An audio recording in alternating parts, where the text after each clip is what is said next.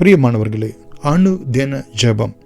இன்றைய அனுதின ஜெபத்துக்கு ஆதாரமாக அப்போஸ்தலர் நடபடிகள் 43ஆம் அதிகாரம் 46 முதல் 49 வரைக்குள்ள வசனத்தின் அடிப்படையிலே ஜெபிக்கலாம்.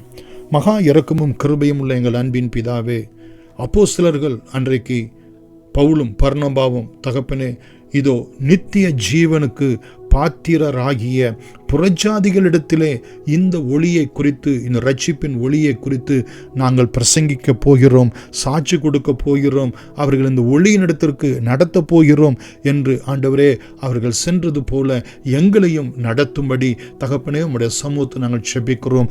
எங்கோ இருந்த எங்களுக்கு ஆண்டவரே, யார் மூலமாகவோ தேசம் விட்டு தேசம் வந்து ஆண்டவரே, ஜாதி விட்டு ஜாதி, ஜனம் விட்டு ஜனம் வந்து ஆண்டவரே, எங்களுடைய எல்லா விதமான இருள் சூழ்ந்த நிலையிலே சாபம், அக்கிரமம், பாவம், பிசாசு போன்றதான இருள்கள் மத்தியிலே இந்த ரட்சிப்பின் ஒளியை எங்கள் மத்தியிலே பிரகாசிப்பிக்க ஆண்டவரே நீர் அனுப்பின தேவதாசர்களைப் போல எங்களையும் தகப்பனே இந்த பூமியின் கடைசி பரியந்தம் எங்கள் ஆண்டவர் இரட்சகருமாகிய இயேசு கிறிஸ்துவே ரட்சிப்பாய் இருக்கும்படி ஜாதிகளுக்கு நீர் ஒளியாக வைத்தேன் என்கிற அந்த உடன்படிக்கையை நாங்கள் நிறைவேற்றுகிறவர்களாய், அந்த சாட்சியை ஜனங்களுக்கு வெளிப்படுத்துகிறவர்களாய், மனுஷனால் ஏற்றப்படுகிற ஒளியை அல்ல, தேவாதி தேவன் உடன்படிக்கையாக பிரகாசிக்கிற மெய்யான ஒளியாக, உலகத்தின் ஒளியாக, மனுஷருக்கு ஒளியாக இந்த பூமியில வெளிப்பட்ட கிறிஸ்து இயேசுவாகிய அந்த ஒளியை ஆண்டவரே தகப்பனே, வேத வாக்கியங்கள் நிறைவேறத்தக்கதாக ஆண்டவரே நாங்கள்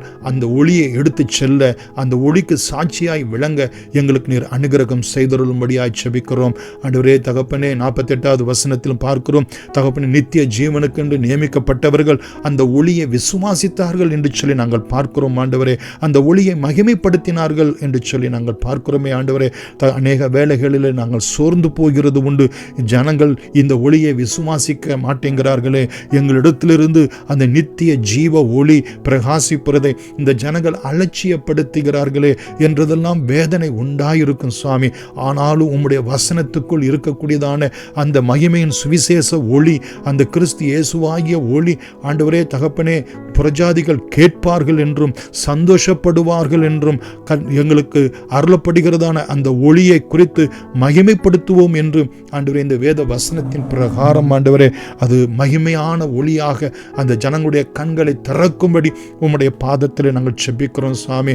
49வது வசனத்தின் பிரகாரம் கர்த்தருடைய சுவிசேஷகத்தின் மூலமாய், உபதேசத்தின் மூலமாய், அவருடைய கட்டளைகள் மூலமாய், வேத வாக்கியங்கள் மூலமாய் அருளப்படுகிற அந்த ஜீவ ஒளியை ஆண்டவரே தகப்பனே, தேசம் எங்கும் ஆண்டவரே தன் ஜாதி ஜனம் எங்கும் படிக்கின்ற இடங்கள், வேலை செய்கின்ற இடங்கள், நாங்கள் போக்கும் வரத்துமாய் இருக்கின்ற இடங்களெல்லாம் பிரசித்தப்படுத்த கர்த்தர் எங்களுக்கு அனுகிரகம் செய்தருளும்படி ஜெபிக்கிறோம். சுவிசேஷ பிரதிகள் மூலமாய், கைப்பிரதிகள் மூலமாய், புதிய ஏற்பாட்டின் மூலமாக, வேத புத்தகங்கள் மூலமாக மூளை முடுக்கெல்லாம் மரண இருளின் திசையில் இருக்கிறவர்களுக்கு இந்த பெரிய வெளிச்சத்தை ஆண்டவரே, மெய்யான ஒளியை நாங்கள் கொண்டு செல்ல கர்த்தர் எங்களுக்கு வேண்டிய நல்ல வாக்கும் வரம் வல்லமையை கொடுத்து ஆண்டவரே எங்களுக்குள் இந்த மட்பாண்டத்துக்குள் ஆண்டவரே அந்த ஒளியை சுமந்து செல்ல கர்த்தர் நித்தமும் அனுகிரகம் செய்யும்.